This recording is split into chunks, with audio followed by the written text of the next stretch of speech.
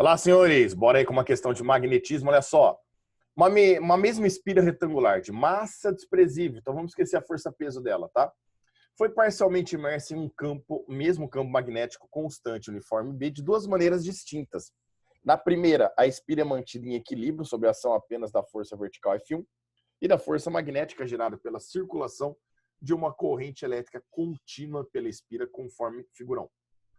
Sabemos que nas duas situações a intensidade da corrente elétrica que circula pela espira é a mesma, que a intensidade de F1 é 10 newtons, e considerando que as informações contidas nas figuras é correto afirmar que a intensidade de F2 é igual. Meninos, a gente tem que lembrar que quando você está falando em equilíbrio, você tem forças que irão se equilibrar, né? Então a gente tem a força F1, que é uma força que está puxando a tua espira para cima aqui, ó. E ele garantiu que essa F1 vale 10 newtons. Desprezando a força-peso, a única força que sobrou para nós atuando aqui é a força magnética, que atua no fio, porque passa corrente por essa espira. Então, obviamente que essa força magnética aqui, para equilibrar os 10 newtons para cima, tem que também valer 10 newtons para nós. Peão, e os fios que estão na vertical aqui, por que não passa corrente? Meninos, aqui não vai passar corrente porque, por exemplo, imagina que a corrente esteja descendo aqui. Ela vai circular e ela vai subir do outro lado. Aí, nós temos dois fios na mesma direção, no mesmo campo magnético, com correntes de sentidos opostos. O que acontece? Elas geram força magnética, só que a força magnética que eu gero de um lado é exatamente de mesmo valor que gera do outro, só que com sentido contrário. Que é muito simples. Inverte a causa e inverte efeito. A corrente está descendo, se eu falar que o fio é puxado para a esquerda, quando a corrente está subindo é porque o fio é puxado para a direita. Inverte o sentido da corrente, né? Então, sempre o fio vertical, ó, pode esquecer, tá? Essa parte aqui vertical que eu falo, tem os dois, né? Tem do lado e tem do outro, mas com corrente no sentido oposto. Obviamente que uma força vai anular a outra para nós.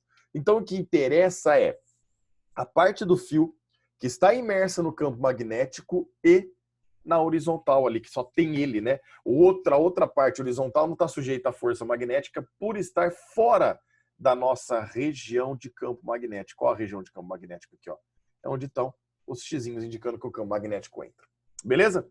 Então, ó, nós sabemos que para se calcular a força magnética em fio condutor retilíneo, a gente pode aplicar o BU sem θ.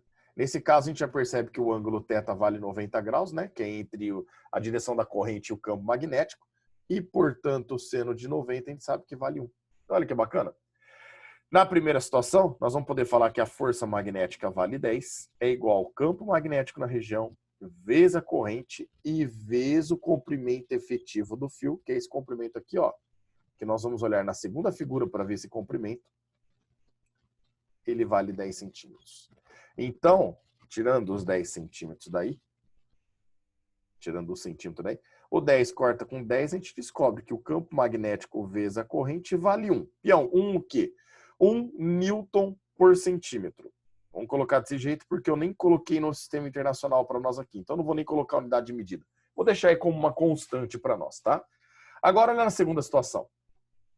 A força F2 equilibra a espira, que agora vai ter uma força magnética puxando para baixo. Essa força magnética eu vou chamar de FM2. Esqueçam novamente a parte vertical do fio, porque um lado acaba anulando o outro. Esqueçam o fio lá em cima, porque ele não está imerso numa região de campo magnético. Perceba que só o fio horizontal de baixo, né, a parte baixa dessa espira, está imersa numa região de campo. Então, a gente vai poder fazer de novo o BU sem θ.